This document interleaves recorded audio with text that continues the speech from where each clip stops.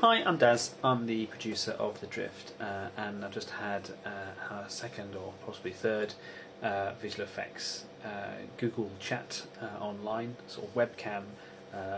It's actually working very well, although it is only early days, and I'm not trying to be pessimistic when I say that. But you know, we had three of them now. I wasn't at the first one; that was run by Matthew, but this is the third one, and we've still got people turning up for them, which is really good. It's a good thing because at the moment it's very much the sort of the calm before the storm, and it's without trying to sort of repeat what might have been said on previous sort of diaries. Work is still ongoing with the sort of the edits, and that has a bit of delay. But having said that, even in the space of 1 week, we've started to create some direction now. We're very firmly of the view that we need to start work on the drift itself, all the ships that are going to be drifting in space. As well as obviously the ships that are story specific within that.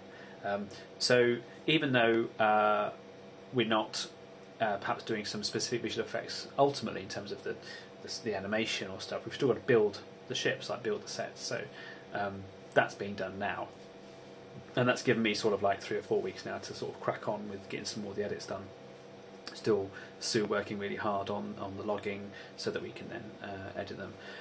Spent the last sort of few days producing what's called like a basic sort of project file for each of the scenes, and in some of the cases I've actually grouped the scenes together immediately, because although in the script they're technically different scenes, there's one scene or one sequence of scenes in the movie, for example, where several different things happen, but it's all in the same place, but effectively the action is moving from one part of the set to the other, so they're all sort of like different scenes with different people, but it's actually chronological and all happening arguably all in one place, so it makes sense to put those together immediately.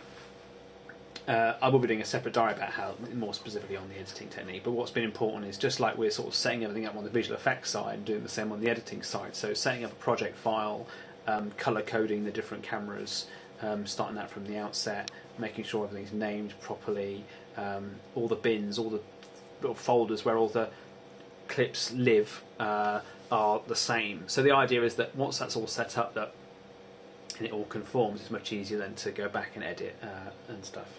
And also it's really helped in reducing the magnitude of clips for each project. So and for a project I mean like one scene or a collection of those scenes, a project file. So you start off with like thousands of clips, and now we get down to perhaps just 100 clips, but that sounds still a lot. But it's very easy to eliminate a lot of those clips almost straight away. Some really simple things like 180 rule, stuff like that just immediately makes them redundant, unless we really have to go back and sort those out. So that's been really good too. So things are moving forward.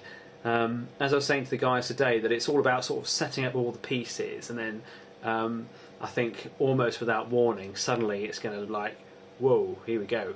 We're cracking on now. So yeah, that's very good. The majority of the hard visual effects are the sort of CGI type stuff. And a lot of those sequences take place without there being any footage at all. They're entirely CGI. So, so long as there's a rough enough cut of that scene and the bits on either side of it ready to go, then that's enough for them to get on with. And also things like sort of pre-visual effects storyboarding on those shots, that should be happening as well. So I've got a few ideas for these guys to start working on. So even when they start making their ship designs, in fact we've even got a couple now already that we could start using as to start testing storyboard shots, where the cameras are going to be and where's the sun going to be and all that stuff. So yeah, there's already things there that are happening now to allow us to take that forward. Started looking more at the look and feel of the film now, thinking about how I want it to look on the screen, the sort of the industrial look, the understated look, the less sort of classic sci-fi zappy noises or super wonderful looking spaceships, spectacular warp fields, all that kind of thing. None of that's going to be in the film, or is it? perhaps it's the case of, less is more, that when it does happen, if it does happen, then it's going to be a case of, right, okay, that really is important. So there's definitely that sort of understated feel, and that's sort of been described now to the guys as well. And that doesn't mean that it's an easy effect. That's the thing. It's not going to look like much. That'll take 5 seconds. Well, that's not necessarily true, because the whole point of a visual effect is to make it believable. So to make something look really simple, almost non-existent, and still look different, look like something's happening, that's actually quite a challenge. So that will actually make life difficult for them, in terms of just trying to create something that almost isn't there. That's going to be interesting how they work on that. I had a volunteer, Helen. She's going to start helping out with sort of visual effects coordination, finding out what the guys can do. She's going to provide that sort of another layer of sort of translation. So you've got sort of the tactical level, cold face of the guys actually creating the shots. You've got Helen, who is the sort of coordinator of knowing what needs to be done to achieve that shot, and then you've got myself, who's overseeing it from a story point of view, and then having that translated down into what actually needs to be done, and monitoring deadlines, and overall sort of saying whether the shot's any good or not, or how we need to develop it to make it more fitting in that story. Sometimes an effect isn't what I want it to be, not because it doesn't look very good, because that probably isn't the case. They probably all look great. It's whether or not it fits on either side of the live action or telling the story. And there are certain sequences in the film where the visual effects, particularly the CGI, is telling as much of a part of the story as the live action. It's not just a filler, just to sort of cut between the two. Live action to CGI back to live action. Let's entertain everybody with a bit of spaceships flying. It's, the spaceships need to be doing something when they fly. It's not just about eye candy. Otherwise, what's the point? It needs to have something more than that. And the crew reacting to what's happening outside and things. So there's definitely more to it than just creating some sort of visual effect in isolation. It has to be part of a bigger sequence. So just as all the cuts of the edits do, so does the CGI. So that's been very, very good and productive for just a week. So I'm going to carry on now, editing more and more bits. As Sue is ploughing through all the clips, that's going to be good. To try and keep taking the edits forward, prioritising getting all the edits done that are visual effects intensive. And the other thing is that now I've also been looking for some additional editors to help out with the documentary, and potentially even teaser trailers or concepts or little things that we can keep people's interest up, not just members of the public, but even people involved in the project.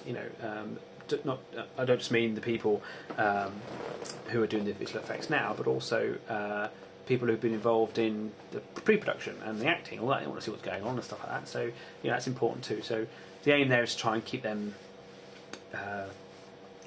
in our thoughts in terms of providing content for them to watch, and that could be anything from a short teaser to more likely documentary clips of the film being produced, without obviously giving away any secrets and all that kind of thing. So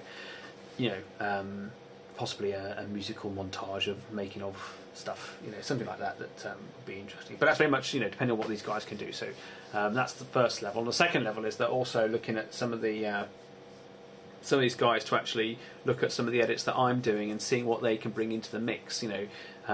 I edit in one style, try to expand my sort of editing horizons, but somebody else might already be on a different horizon already and can bring something into the mix. So without sort of preempting too much, but something like a 5-second cut montage of something happening really quick and then moving on, or something I may never have thought of. Perhaps even combining scenes and stuff like that weren't previously combined. So definitely trying to get more input, get more people's ideas, trying to get the whole edit more modern, or certainly more different to what we've had in the past. So that's been happening this week too. So I'm very excited about that. It's still too cold to go into the studio and start sorting all that place out. So I'm leaving that for now. I don't see any point in just rushing in there and clearing it all, or sorting it out when it's just too cold.